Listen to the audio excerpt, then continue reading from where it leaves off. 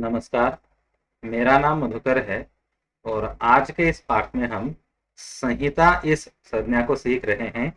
BAMS के छात्रों के लिए बीएएमएस संस्कृत के पाठ्यक्रम का ये भाग है। और यदि आप बीएएमएस के छात्र नहीं भी है, फिर भी आप अपने ज्ञान के लिए इस पाठ को देख सकते हैं, सुन सकते हैं, पढ़ सकते हैं। हालांकि बीएएमएस छात्रों की परीक्षा की दृष्टि से मैंने इस वीडियो में, इस पाठ में संहिता इस संज्ञा को बहुत संक्षेप में समझाने का प्रयास किया है। यदि आप संहिता इस संज्ञा को बहुत विस्तार से और भी विस्तार से अगर सीखना समझना चाहते हैं तो मैं उसके लिए कोई और वीडियो बनाऊंगा। अन्यथा मैंने मेरी वेबसाइट पर भी संहिता संज्ञा का एक विस्तार से लेख लिख कर रखा है, चाहे तो आप उसको भी पढ़ सकते हैं। अन्यथा आप संक्षेप में ही इस संहिता संज्ञा को समझना चाहते हैं तो मेरे साथ बने रहिए। तो चलिए देखते हैं कि हम इस वीडियो के माध्यम से संहिता संज्ञा के बारे में क्या जानने वाले हैं। तो आज के वीडियो का अनुक्रम है, सबसे पहले तो हम सूत्र सीखेंगे। पाणिनीय अष्टाध्यायी में किस सूत्र में संहिता संज्ञा देखने को मिलती है, उसके बाद कुछ उदाहरण देखेंगे और सबसे महत्वपूर्ण बात यह है कि नित्यानित्यत्वम, यानी हमारा ये जो संहिता नाम की संज्ञा है ये कब होती है, कब नित्य होती है और कब अनित्य होती है, यानी कब वो नहीं होती है, ये भी हम देखेंगे। और संधि और संहिता, इन दोनों में भेद क्या है। बहुत सारे लोग संधि और संहिता को एक ही समझते हैं, परंतु उनमें भेद क्या है, अंतर क्या है, ये हम आज देखेंगे। और साथ ही साथ संयोग संहितयोः भेदः, यानी पिछले पाठ में हमने संयोग इस संज्ञा के बारे में जाना था और उस संयोग में और हमारी संधि, हम आपकी जो संहिता, इनमें क्या अंतर है ये भी हम देखेंगे। तो चलिए शुरू करते हैं। सबसे पहले हम देख रहे हैं सूत्रम। परः सन्निकर्ष संहिता, ये वो सूत्र है पाणिनीय अष्टाध्यायी का जिसके माध्यम से महर्षि पाणिनि जी ने संहिता इस संज्ञा को हमारे लिए समझाया था। अब वैसे अगर हम देखें तो संहिता संज्ञा को तो हम समझ में नहीं सकते हैं, तो इसलिए हम इस संहिता के लिए जो सूत्र बनाया है इसके अंदर जितने भी पद है, कुल मिलाकर 3 पद है, परः, सन्निकर्षः और संहिता। इन तीनों को अलग अलग रूप से समझते हैं। तो सूत्र का शब्दार्थ, सबसे पहला शब्द है परः। परः इस शब्द का मतलब होता है बहुत ज्यादा, एक्सट्रीम अगर अंग्रेजी में कहा जाए तो। अब दूसरा जो शब्द हम इस सूत्र में देख सकते हैं वो है सन्निकर्षः। अब सन्निकर्षः का मतलब होता है नजदीकी, नजदीक आना, क्लोजनेस। अब ये जो दो शब्द है परः सन्निकर्षः, इन दोनों का मिलाकर अर्थ ये बनता है बहुत ज्यादा नजदीकी, यानी एक्सट्रीम क्लोजनेस। तो जो एक्सट्रीम क्लोजनेस होता है, वो जो बहुत ज्यादा नजदीकी होते हैं, उसको संहिता कहते हैं। तो पर सन्निकर्षः संहिता, यानी बहुत ज्यादा नजदीकी को संहिता कहते हैं। अब ऐसा हमने ये तो समझ लिया, लेकिन किसकी नजदीकी बहुत ज्यादा एक्सट्रीम क्लोजनेस, लेकिन किसका? तो अब देखिए, हम चूंकि व्याकरण सीख रहे हैं तो व्याकरण में वर्णों की बात की जाती है। वर्ण ही एक दूसरे के नजदीक आकर शब्द बनाते हैं और शब्द से ही वाक्य बनता है, इसलिए वर्णों की ही बहुत ज्यादा नजदीकी को संहिता कहते हैं। वर्ण कौन से? तो हमारे जो वर्णमाला है संस्कृत की, अ आ ई से लेकर क ख ग घ, इसके अंदर जो वर्ण हमें देखने को मिलते हैं वे जब एक दूसरे के बहुत नजदीक आते हैं तब उनको संहिता कहते हैं। अंग्रेजी में अगर देखा जाए तो एक्सट्रीम क्लोजनेस ऑफ वर्णास इज नोन एज संहिता। अब देखिए, यहाँ पर रोक कर मैं आप लोगों को एक बात समझाना चाहता हूँ कि एक्सट्रीम क्लोजनेस का क्या अर्थ है। देखिए, भाषा होती है अपने विचारों को प्रकट करने के लिए, विचार प्रकट करने के लिए हम वाक्यों का प्रयोग करते हैं, वाक्य बनते हैं शब्दों से और शब्द बनते हैं वर्णों से। अब ये जो वर्ण है, वर्णों से यदि हमें शब्द बनाने हैं तो एक के बाद एक वर्णों का इस्तेमाल करना पड़ेगा, और जब ये वर्ण एक दूसरे के बाद बिल्कुल तुरंत आ जाते हैं, यानी एक वर्ण के बाद तुरंत दूसरा, उसके बाद तुरंत तीसरा वर्ण, उसके बाद फिर से चौथा वर्ण, और जब वर्णों की एक दूसरे के बाद ऐसी लंबी लंबी श्रृंखला बन जाती है, एक चेन बन जाती है, वो संहिता से ही बनती है। यानी जब एक वर्ण के तुरंत बाद दूसरा वर्ण आ जाता है, इन दो वर्णों के बीच में अगर थोड़ा सा भी गैप ना रह जाए, थोड़ी सी भी जगह ना बचे, हालांकि एक अगर देखा जाए तो प्राकृतिक रूप से देखा जाए तो अर्धमात्रा का गैप, अर्धमात्रा का अंतर हर एक वर्ण के अंदर होता ही है, उसको यदि हम छोड़ दें तो जब वर्ण इस तरह से बिल्कुल नजदीक आ जाते हैं तो उसी को हम संहिता कहते हैं। इसी को कहा है परः सन्निकर्ष संहिता। तो चलिए, हमने इस प्रकार से संहिता का सूत्र देख लिया, सूत्र का शब्दार्थ देख लिया, हिंदी अर्थ भी देख लिया। अब हम इसके कुछ उदाहरण देखते हैं। अब आपके सम्मुख एक शब्द है राम। अब इस राम शब्द में कुल मिलाकर देखा जाए तो 5 वर्ण है, और ये 5 वर्ण एक दूसरे के तुरंत नजदीक बोले गए हैं, तभी जाकर ये राम शब्द बन चुका है। र, आ, म, ओ और उसके बाद विसर्ग।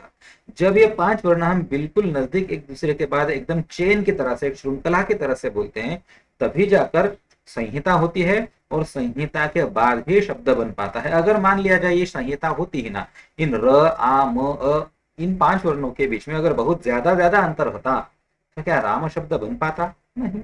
र, आ, म, अ, विसर्ग, तो राम ऐसा नहीं बन पाता था।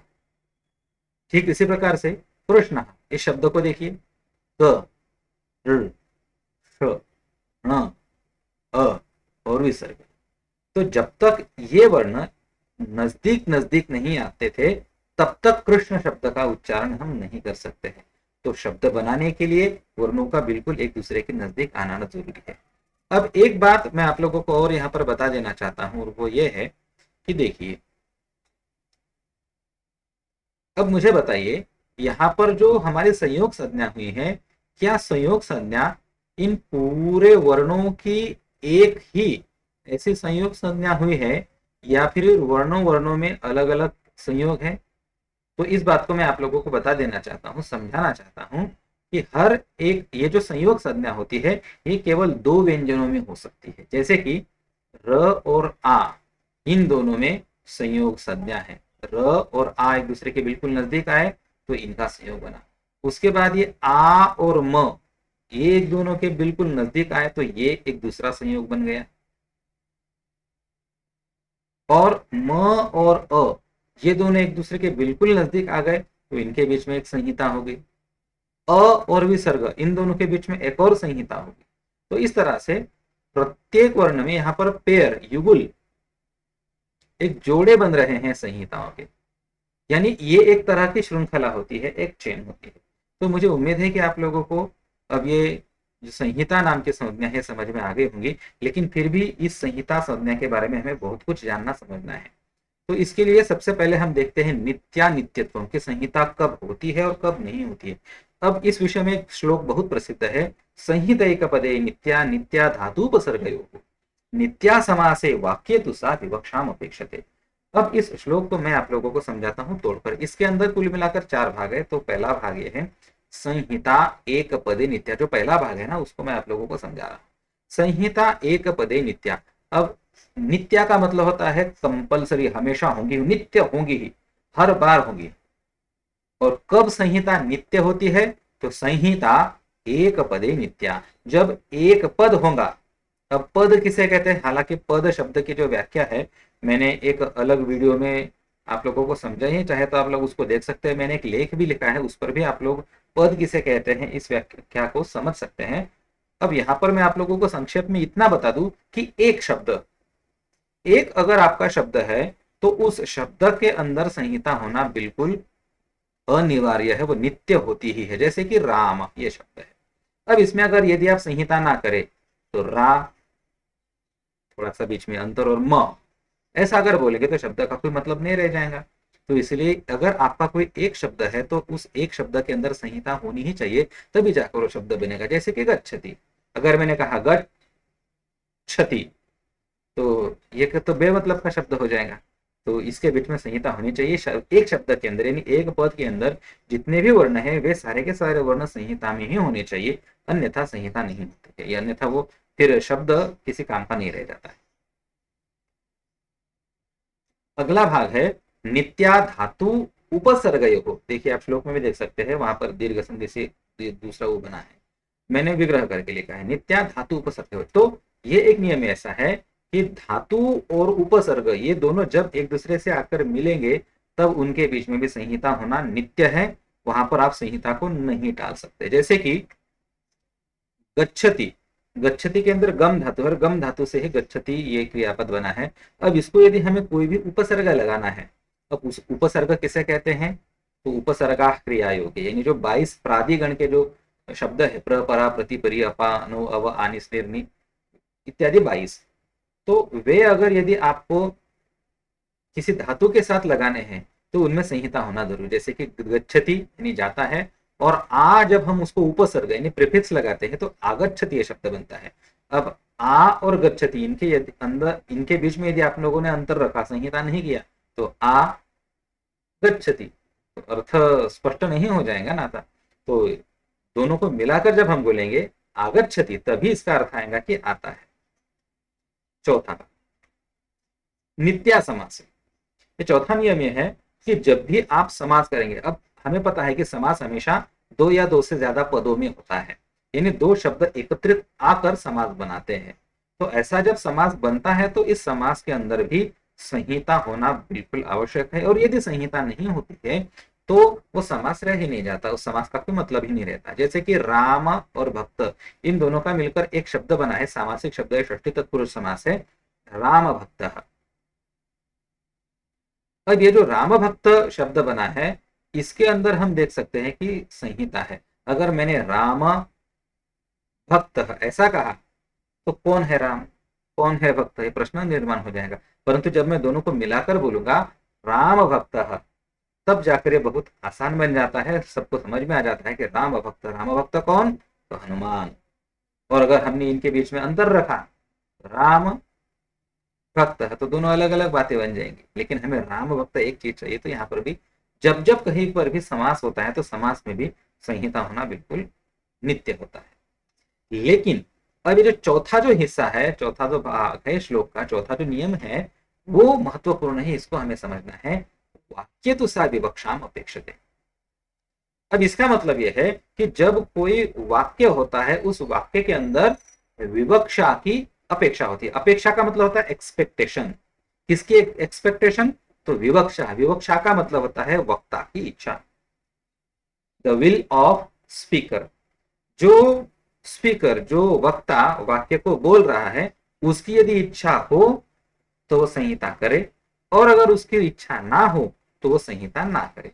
जैसे कि राम गच्छति, ये एक वाक्य है, राम हमारा करता है, गच्छति क्रियापद है। अब इनमें चाहे तो वक्ता राम थोड़ा बीच में अंतर लेकर बाद में गच्छति बोल सकता है। राम किम करोति, राम गच्छति, बीच में मैंने अंतर लिया तो भी कुछ फर्क नहीं पड़ा, और मैं लगे तो बिना संहिता करके भी बोल सकता हूँ रामो गच्छति, ऐसे भी बोल सकता हूँ, या फिर रामा गच्छति ऐसा भी बोल सकता हूँ। तो जो हमारे वाक्य होते हैं, वाक्य में चाहो तो आप संहिता करो और ना चाहो तो संहिता मत करो। यहाँ पर जो बोलने वाला है वक्ता, उसको स्वतंत्रता दी गई है।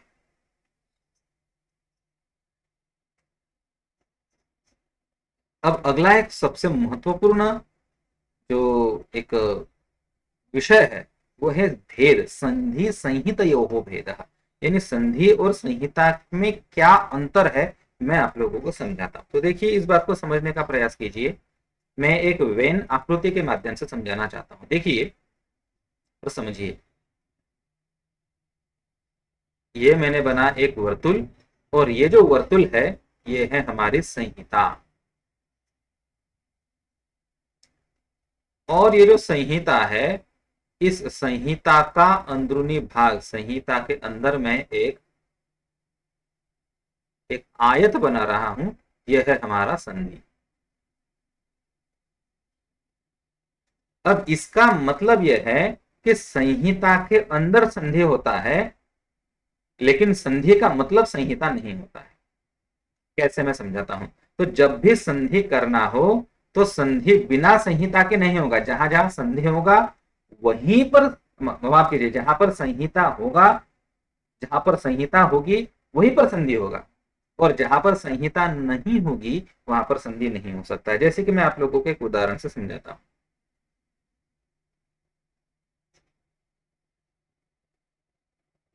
यहां पर मैं एक वाक्य लिख रहा हूं,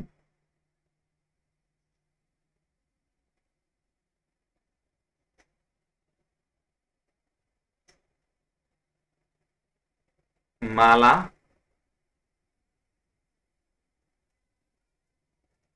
आगच्छति।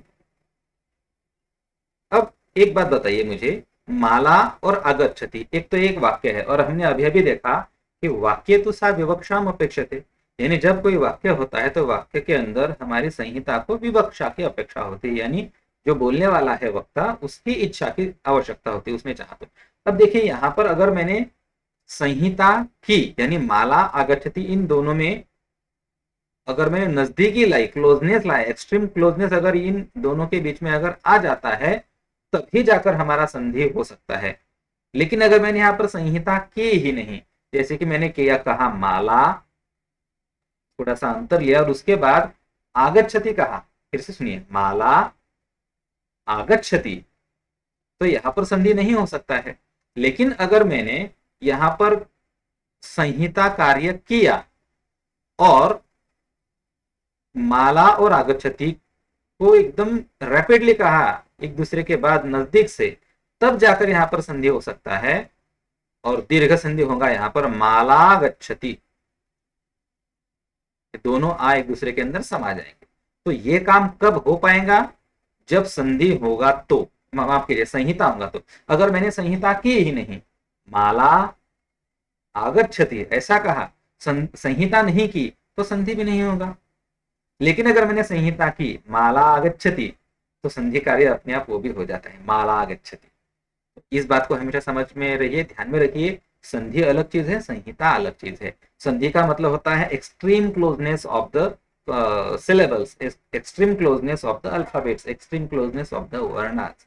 और संधि क्या करता है, संधि deals with the transformation of the varnas. संधि का मतलब क्या है कि संधि वर्णों में विकार करता है, वर्णों में चेंजेस करती है। जब संहिता होती है तो संहिता के दरमियान कुछ कुछ वर्णों के अंदर बदलाव हो जाए तो वो बदलाव संधि है। संधि इज द चेंज, संधि इज द ट्रांसफॉर्मेशन, संधि विकार है। और संहिता, संहिता का उससे कोई लेना देना नहीं। संहिता का मतलब होता है बस नजदीक आना। अब नजदीक आने के बाद क्या होता है और क्या नहीं होता है, ये संधि प्रकरण देखता है। जैसे कि अगर पानी है, पानी में अगर शक्कर, पानी और शक्कर इन दोनों का अगर हमने संहिता कर दिया तो उनके, तो शक्कर के अंदर चेंज आ जाएगा, वो मिल जाएंगे, घुल जाएंगे पानी के अंदर, तो ये संधि हो गया।